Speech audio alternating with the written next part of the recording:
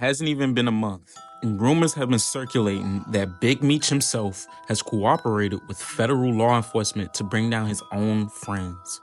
Was Big Meech, the leader of the BMF empire, responsible for setting up his inner circle to make a move that would shock everyone?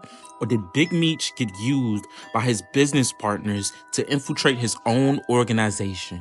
Keep watching as we take a deep dive into the rise of BMF, what led to their fall, and the rumors surrounding Big Meech's release. But before we get into the video, I want to thank everyone who's been subscribing and liking the videos. It helps push the channel. Let's try to get this video to 100 likes, and we're on our way to 5K subs. But also, here's today's sponsor. This video is sponsored by Lander, your one-stop music production powerhouse. Everything you need to create and release music, including samples, plugins, unlimited distribution, and the world's best AI mastering engine. Create and release more music for one low price of just $11.99 a month. I've been using Lander for a good 2 years now to release my singles, Bad Bitches and Score. Go download it on all platforms right now. But they're super easy to use. Not only do they have no threshold for you to cash out, so if you get $5, $10, $50, even $100, you can cash out on that money. But they also give other tools, like there's courses that you can get as soon as you start paying, and you can collaborate with other artists to get cover arts done. Maybe you need a beat, or maybe you just need some help engineering the song. So download Lander today and use my discount code that'll be in the link in the description to get 20% off your first purchase at Lander. Back to the video. The Black Mafia family, or BMF, was one of the most powerful drug empires in America. But behind the glitz and street fame lies a web of betrayal, secrets, and federal informants. How did one of the most powerful figures in the game go from controlling a multi-million-dollar empire to facing accusations of betrayal from one of his closest allies? Today, we're breaking down the story of Demetrius Big Meech Flannery, his infamous crew BMF, and the shocking claims that have recently come out to light. Keep watching to see how the BMF empire rose to power and how the empire might have fallen from within. The Black Mafia family, or BMF, was one of the most powerful, notorious crime syndicates to ever operate on U.S. soil. Led by Demetrius Big Meech Flannery and his brother Terry Southwest T. Flannery, BMF rose to power in the early 2000s, establishing a national drug empire with operations from coast to coast. But BMF was about more than drugs. Meech had a vision of building a brand that extended beyond the streets and into the industry that would also be music. This story is one of success, power, and ultimately betrayal. On their payroll. Where you from? I'm from the Black Mafia family, the biggest gang in the world. It's cross-branding, right? You've got the music, and you've got the product, and you've got the women, and you've got the, the image. All these things are kind of playing off one another. If you're talking about music, if you're talking about the drug trade in those days. It took a lot of ability and leadership skills to hold together all the moving parts that they had going on, just like it does in any corporation or business. They structured it like an organization where they had like their top level, the CEO, the COO, the CFO. And then you had your logistics. Your couriers. They were a very good crew as far as a drug organization. There's the caricature and the stereotype of what a gang leader is or what a drug lord is. It's New Jack City, it's Scarface.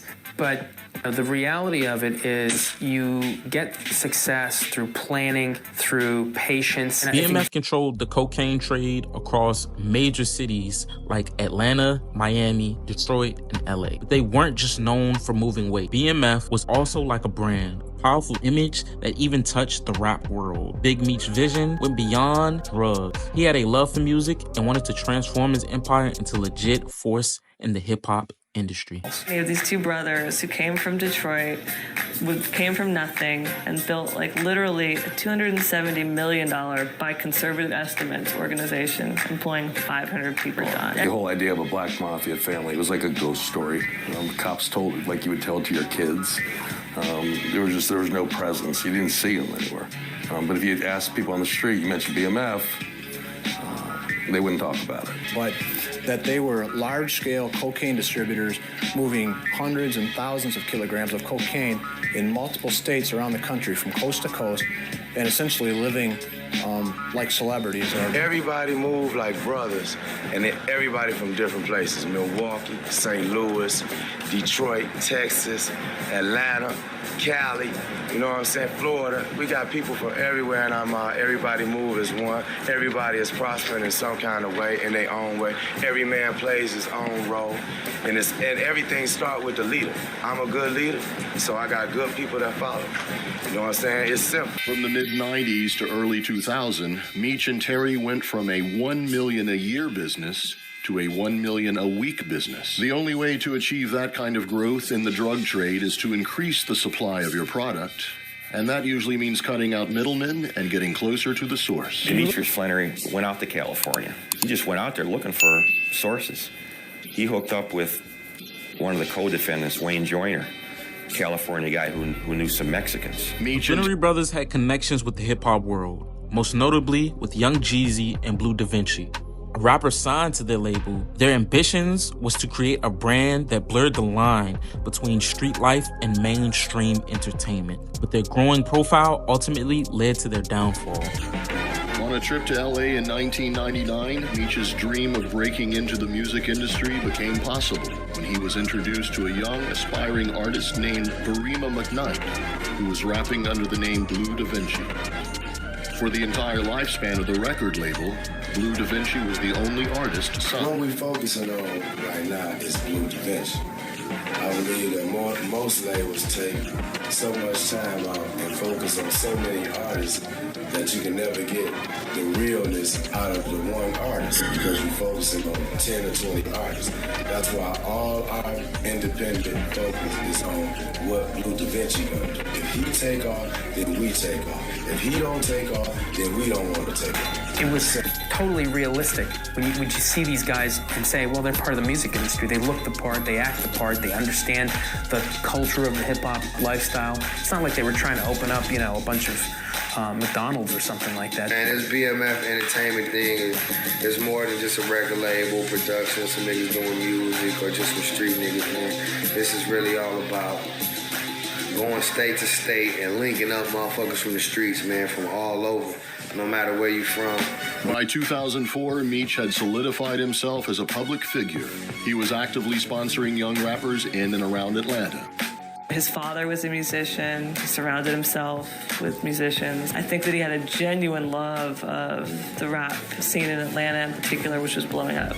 In 2005, the government launched a massive operation taking down BMF, one of the biggest drug busts in the U.S. history. Big Meech and Southwest T were sentenced to 30 years each after pleading guilty to charges related to drug trafficking and money laundering. Most thought that Big Meech would be the reason for their downfall, his lavish lifestyle, previous gun cases, and always being on camera. But in reality, it was the quiet mastermind and Southwest T that would bring down the empire. Law enforcement managed to tap T's phone and investigations began to take shape. By 2005, their brand had taken hold. BMF was regularly associated with A-list hip-hop acts such as Young Jeezy, Slim Thug, and Fabulous. At their high-water mark, billboards that read, "The world is BMF's," could be seen throughout major American cities, seemingly a testament to their success in the entertainment industry. But by the end of 2005, a sinister shadow was cast. Tonight, 2 local men are in custody in connection with a major drug investigation. More than 200 pounds of cocaine, 100 pounds of marijuana, and as much as $1.5 million in cash. Agents say in this whole operation they seized 6 kilos of cocaine, 80 pounds of marijuana, and seized more than $1 million in cash and in assets. After years of covert law enforcement investigations, it was revealed that BMF was actually a cold, calculated criminal enterprise, hiding behind a very public disguise. Over the course of 15 years, the crew had made over $270 million in trafficking cocaine around the country. Using confidential informants enabled the investigation. They were able to identify a phone number for a BMF manager named Benjamin Johnson. Shortly after, they successfully got a court-ordered wiretap to listen in on his phone calls. After only a few short weeks, the Detroit DEA struck gold. But we immediately knew that it was Terry Flannery by his commanding voice and Benjamin Johnson's respect and deference for Terry. What up, though? I need you to fly to Florida and drive this car back to Detroit for me. Okay, when you need me to do that, sir? As soon as possible. Okay, that's not a... Fly to white boy. Yes, sir. There was an intercepted call between Terry Flannery and his sister, and Terry poured his heart out to his sister. He was very frustrated with Demetrius, very angry over their split. He was very concerned that Demetrius's flamboyant lifestyle was going to cause law enforcement to identify what they were doing and bring heat on the whole organization and bring them down. The irony of it was that Terry's calls were being intercepted by DEA. On October 28, 2005, the long-awaited federal indictment for Demetrius and Terry Flannery was unsealed. 25 BMF members were initially charged with a range of felonies, including money laundering, conspiracy to distribute cocaine, and for the brothers, running a continuing criminal enterprise. In fact, the problem for us really became not was there enough evidence, but it became keeping the evidence organized, trying to determine what evidence to use and what not to use. We had so much. The DEA's case was based on wiretap evidence, both on Terry's and Meech's side of the organization. The IRS had compiled a massive amount of evidence demonstrating that the two brothers had been hiding and laundering huge sums of money, proceeds from illegal drug operations. Locked up but not silenced, Big Meech still had influence from behind bars. He signed over his life rights in 2008 to his assistant, Tammy Cohen's, hoping to share his story through movies and TV shows. This led to the infamous BMF TV show, produced by 50 Cent, showcasing the glitzy yet gritty lifestyle of BMF. There was a catch to this arrangement that Big Meech did not see coming, and keep watching to find out the shocking twist to it all.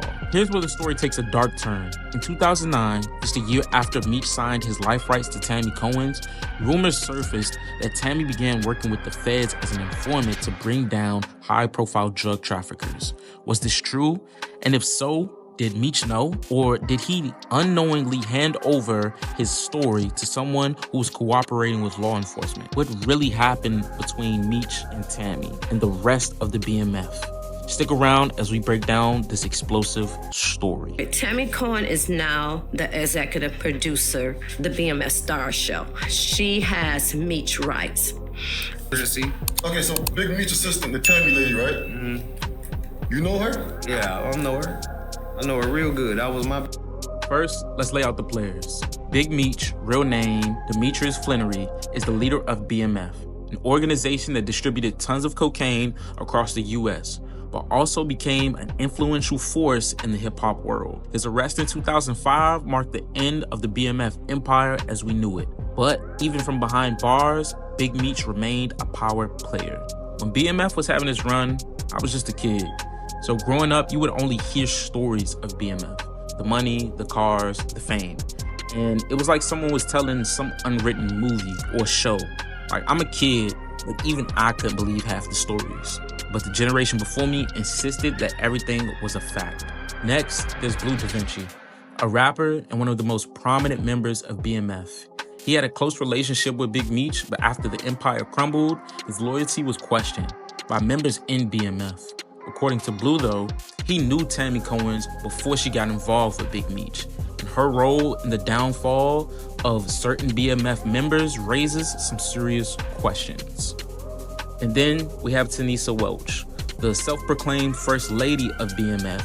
She left the drug game after her arrest, but still found herself tangled in the web of drama with Tammy Cohen's, which almost costed Tanisa her freedom. Finally, we cannot forget Cuffy Dion Gatling, another BMF member, said to have ran the St. Louis division of the BMF empire. He invested hundreds of thousands of dollars to fund the BMF TV show script, but his story takes a dark twist when he gets too wrapped up with the Tammy Cohen's alleged informant activities. A kingpin from St. Louis called Cuffy, who was a part of the BMF St. Louis division, He was sentenced to 27 years in prison for racketeering, trafficking, and other charges. Well, him and his family are now being really public about them believing and thinking and stating for a fact that Big Meech told on him. And Big Meech is the reason why he's been sentenced to 27 years in prison. So they don't believe that Big Meech should be celebrated. As a matter of fact, they believe that Big Meech should be condemned as a rat when he comes home. In 2008, while behind bars, Big Meech made a pivotal decision. He signed over his life rights, meaning the rights to tell his story through TV shows, movies, and merchandising, to his assistant, Tammy Cohen's. This is the same Tammy Cohen's who would later become one of the executive producers of the BMF TV series with 50 Cent. Here's where it gets even more complicated. Blue Da Vinci, a rapper and close associate to Big Meech, claimed that he knew Tammy Cohen's before Big Meech started getting involved with her. Tammy was seen as a pass-around in the BMF world, someone whose loyalty was questioned from the beginning. So why would Meech trust Tammy with his life rights over his family? He didn't sign him over to his son, his girlfriend, not his mother, but to Tammy. Does this make sense to anybody? So Big Meech assistant, the Tammy lady, right? Mm-hmm. You know her? Yeah, I know her. I know her real good. That was my... That was your... My bed, that was my bed. When I better you was- give you my bed, when didn't you let was you prison? breathe on. The last of my USB. That was the older female you was talking about? Yeah. That you said you ain't never bring out? Tammy was my shorty, bro, in 03. Like, if you go look at the Ain't Safe No More mixtape cover that I did, I was sitting on a Kawasaki 900. She bought me that, Tammy. When she started working? 2000. As far as that paperwork, it's 2009. She started working. She did her first shit and knocked off a named Terry White. And then 2010, she set up the wiretap for Dion Gatlin and the Suarez dude. It tell you in the paperwork, on this date, Big Meech had his trusty assistant go and do the damn thing. List running around, it's a list that they got, like a no-fly list that people can't be around the production. It's a long list with all the names and shit that's supposed to be on it for years. Tonisa, her name, all the people that can't be around it, and it's for a reason, bro. Did BMF any of it, period. That's why you don't see no whole bunch of actual BMF on set or promoting that, or how come never came out? How come been under the wraps and then all of a sudden now, man, now that's when you a snitch? No, it ain't. Hold on, you gotta be. Let's be clear. Not when it called me a snitch, because it called me a snitch. Oh wait, and we've been past that and cleaned that up. But I never heard about the meat until I heard you start talking about it. I never heard about it. Yeah, because the paperwork just dropped in 2015. Oh, that ain't what happened. I didn't have that paperwork. I've been dealing with cuffing them family since 2015. Let me tell you something. When I first got the call, nigga, this is how I got the call. Uncle Meech a rat. Listen to this. This is how I got the call. Uncle Meech a rat. I can't believe it. He put my daddy in jail. Blah, blah, blah. I'm like, whoa. You can't be doing that. I said the same that I preached to y'all today. I told Cuff daughter Tamara, baby, you gotta have some paperwork before you be calling me and saying some like that about it, period. That's what I told her. She'll tell you. She'll get on this, call her ass. Oh, she'll say, yeah, Blue wasn't hearing that. Mm-hmm. When she called me, I ain't just called Meech no rat. Don't do that. We ain't even do that. So it's 2015, I get the paperwork, and I'm feeling like that. I'm like, nah, this, what the, hold on. I'm reading this, and how it's reading it looked like the just smashing Meech. That's how it read, because a third party. It's not him doing it, it's her doing it. It's just her saying, he's got me going to do all of these things, police officers. And the police officer give her the hot phone to go hook it up and go bam the situation. But it's not Meech going to the police saying, let's do this. Then there's Tanisa Welch, who was on parole when she had a heated conversation with Tammy. Tammy had allegedly disrespected her, and in retaliation, Tanisa threatened Tammy. Not knowing who Tammy really was, shortly after, Tanisa was called in by her parole officer, who informed her that threatening a government informant could land her back in prison. Tanisa seemed genuinely traumatized by the situation, knowing she could land back in prison. This is the moment, though, that Tanisa realized who Tammy Cohen's really was, a government informant. I don't know if you heard the story about Tammy Cohen. I haven't. Okay. You can explain it. I'm explaining the story. Tammy Cohen is now the executive producer of the BMF show, the BMF Star Show. She has Meech rights. I was doing this show, so when T was locked up, T asked me to call her. I blindly called her. And she just immediately went off on me. Like, what the hell? You know, I'm on probation. By this time, it was like 13, 14. And the next day after that conversation, I get called down to my probation officer. I'm looking at my young son because this has never happened to me. I've been on probation a couple of years now, like, what's going on? And when I get there, they started talking about something that I did to Tammy. And I was like, I really couldn't think, like, I almost kind of forgot, like, Tammy. They told me her whole name. They told me, I forget the verbiage that they used, but they said that I was messing with one of their people, that she was a government informant, but they use another term, but I know what it means, a government informant, and that I was messing up their investigation, and that do I know that by me being a felon, that they could have, what they was going to charge me with, and that they could lock me up. My lawyer had the conversation with him, and they said, okay. So a few minutes later, they were still trying with the scare tactic. And I'm just like, okay, what y'all gonna do? Y'all already talked to my lawyer. Am I arrested or what? Because I said, you can't prove that I said anything to this lady. I said, we had one conversation, and it wasn't about me having her knocked off or doing anything. People always, you know. And so they said, well, we're gonna let you go this time. Wow. But we you know, it's not going to end here. But it doesn't end there. Around 2012, Cuffy, a BMF affiliate, invested $250,000 to secure the script of the BMF TV show.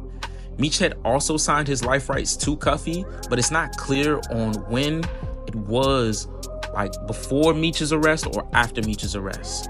Cuffy was later arrested due to wiretaps and what many believe was a setup orchestrated by Big Meech and Tammy Cohen's.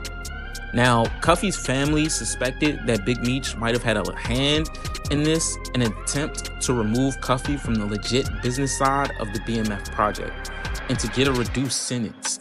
However, what I can't figure out is how sending Cuffy to jail benefited Big Meech when he himself was already behind bars. Wouldn't Cuffy still be getting paid even if he got arrested or not? And why would Big Meech turn on Cuffy knowing this could get out to the streets? There's no clear answer, but the tension between the BMF camp was shaky. I'm Tamara Gatling. I'm making this recording in regards to my dad. He's Dion Gatling. Most people know him as Cuffy. But I wanted to make this recording so I can shed light on some facts. My dad was set up by one of his best friends, which is Demetrius Flannery, also known as Big Meech. My dad and Meech have been friends for 30 years plus. I've known Meech my whole life. I look at him like an uncle. Like, this situation has been completely devastating on so many different levels, and there's still so many questions that aren't answered. At this point, I can only shed light on what I know for sure to be facts, and hopefully one day I will have the complete truth. But in 2011, around that time, Meech reached out to my dad in regards to creating a BMF movie. So Meech hooked my dad up with a woman named Tammy Cohen.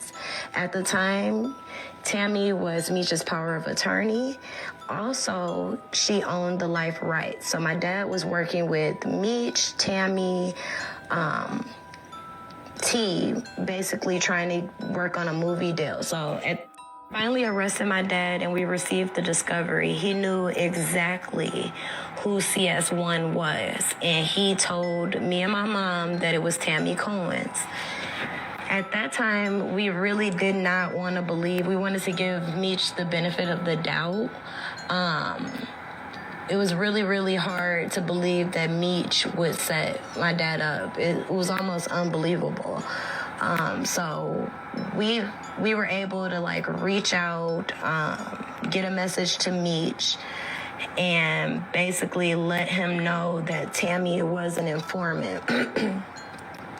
We later received a message from him saying that it had to be a misunderstanding. Just call her, she'll straighten this out, so on, so on. And at this time, my dad was like, I'm not dumb, I'm not about to call an informant. Now, Cuffy believes that Big Meech did this on purpose to cheat him out of his percentages for the BMF movie that they were selling to 50 Cent and Stars, as well as to get a sentence reduction because the feds wanted Cuffy really badly.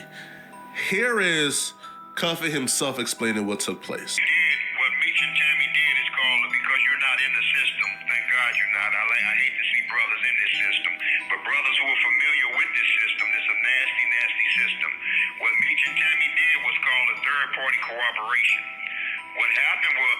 This call is from a federal prison. Originally, I was put with Tammy. I paid for the script. I paid $250,000. That's my script. What happened was, homie, I wasn't even the original target. They wanted to get a little Mexican. He's actually a cartel member out of L.A. named Suarez. You'll see his name in the paperwork. Fidel Suarez. He was their initial target. You feel me? Right. He was their initial target. But with me calling in while they were trying to set up Fidel Suarez, she clicked over and told the agents who was listening to her and Suarez, hold on, this is Cuff. And when they heard the name Cuff, they went fucking crazy. And that's when her and Meech turned this scheme toward me. You feel me? So what it did was, and this is what it was supposed to do. It was supposed to give Meech a time cut for her cooperation and set me up. But also, it kills two birds with one stone. It puts me in jail, and now they don't have to split any of the revenue with me. My buddy and my partner along with me his name is Louis Burrell. That's MC Hammer's big brother. That's who Tammy was coming out here to see. That's why Tammy would turn down that deal with me and Louis Burrell getting 20% of that budget. You understand what I'm saying? For a finder's fee. So what ended up happening was we didn't know that they had other plans and that she was sleeping with the feds and that they would put me off in prison and run away with my script and don't have to give me anything. So it was supposed to give Meech a time cut and knock me out of my percentage, me and Louis Burrell out of our percentage for the finder's fee with Lionsgate's film. Well, Lionsgate, when Louis went, so they backdoored us. Lionsgate shot it down when Louis Burrell was no longer a part of it. You feel me? Right. So Tammy's whole thing fell apart. Meech couldn't get a time cut because they found out Tammy has no credibility. Because when you can't have a relationship with a federal agent, now you have no credibility. So they thing blew up. They thing fell all the way apart and blew up. That's why I did my research. You find out that Big Meech had time reduced on his sentence twice. Once in 2021, Big Meech had his time reduced by 3 years, leaving him with a 324-month sentence instead of a 360-month sentence. This reduce was primarily to amendments in sentencing laws, Sentencing Guidelines Amendments 782 and 788, which adjusted drug offenses penalties, which new release date was around 2028, then in 2024, where Big Meech's legal team secured an additional reduction thanks to Amendment 821 Criminal Code. His sentence was reduced by another 32 months, and his potential release date was early 2025. He wasn't the only one who knew about Tammy's informant status. Blue Da Vinci and others in the BMF world started to piece everything together, wondering whether Meech was a part of the bigger plan or whether he, like them, was being played. If people realize, man, in 2018, it started going viral that Big Meech was finna come home from jail. All right, it was like March or May 24th or something like that, 2018. It was going viral right before Barack Obama came out of office. Some people were saying that Barack was finna give him a pardon. Some people were saying that, he was getting out for other reasons, COVID and all of this shit. But then he never got out. and they just stopped saying it. It just went away from the internet. And during that time of that push of that, you know, for shit like that to go viral, it's got to get inserted to the bloodstream of the internet. It takes some powerful shit for that to happen. You just can't post something and it's just viral. You know what I'm saying? And shit don't really work like that. You know what I'm saying? So it was some powers that be behind that marketing campaign of him coming home, but he ended up not coming home. And then once you look at the paperwork and see how shit read, they don't get no leniency for the shit because the people didn't get convicted of the charge for the drugs and the money that was found during that investigation. So that's why he's still sitting there.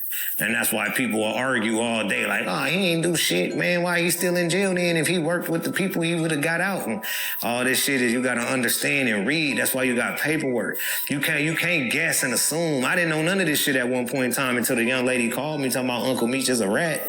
And I'm like, wow, hold on, watch your motherfucking mouth. Like, what you talking about? You got to have some paperwork before you say shit like that. Shit, she got me that paperwork. And then when I read it, I still was looking like, man, this shit look like this lady said, Meech, let me wait, see if they charge him with something. A year go by, another year go by. The case was already years old. I got onto it in 2015.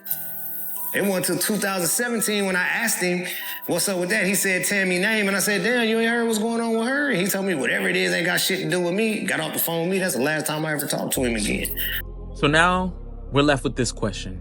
Was Big Meech a part of the setup that led to his close associates being incarcerated? Or was he simply doing business with someone with their own agenda? Did Meech betray his people? Or was he another pawn in a bigger game? Only those involved know the full story. But one thing is true. The legend of BMF and its key players will continue to spark controversy for years to come. So let's break this down. Yeah. Let's talk about this. Been a BMF day one. That was Blue Da Vinci. What? Let's start with that. That's what I'm saying. She start there, bro. Whatever. Hold on, Waggy. Where you that get was this Blue from? Da Vinci. I'm like today. Like, where you get this from? This was Blue Da Vinci. This part of the reason why I'm really salty with Meech. He just won't say that. That was his brawl. Yeah, Tammy was his girl. That's a fact. That's a fact. Tammy was his girl. So this let you know, this establishes how long she been in the circle of BMF. All right? Now, when that bad, we don't know when it went bad. But we do know she went bad. Now, let's do the math. Originally, who had the life rights to BMF? And me. Who had Meech's life rights originally? Cuffy. Cuffy. Okay. He had it for 2 years. Okay, now. All of a sudden, the word that come to him about a move that need to be made. The word go through Tammy, from Meech, Tammy to him.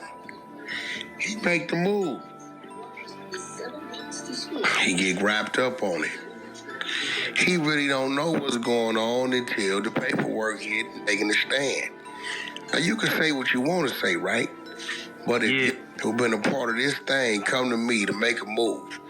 And then it turns out to be a federal sting, right? And now all of a sudden the life rights, you did transferred to Fiend, take the stand. Let me slow down. Yeah, slow down for just a second. Slow down for just a second. Big Meech, the leader of BMF, transfers his life rights to Tammy after his mans get lined up by Tammy, and he sees and knows she's a federal confidential informant. Let me slow it down a little more.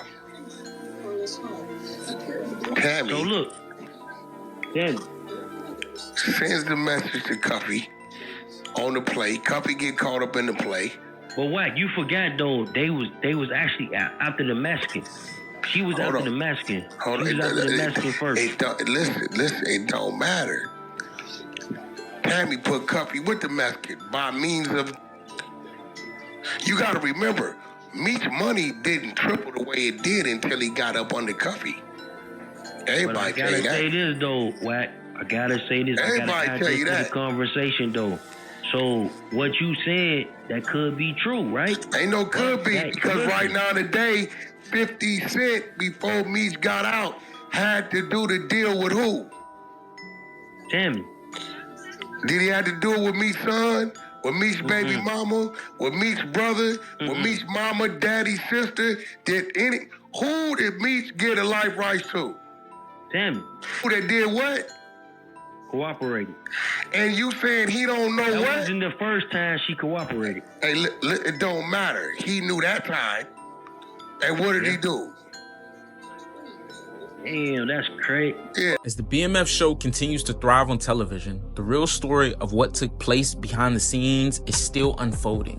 What is business as usual or something much more sinister? The world is waiting to see. Thanks for tuning in into this deep dive into the latest BMF controversy. If you enjoyed this video, make sure to like, comment, and subscribe for more stories about the world of hip hop and crime. If you enjoyed this video, probably like my last video about Lil Durk facing the death penalty. I'll catch you in the next one.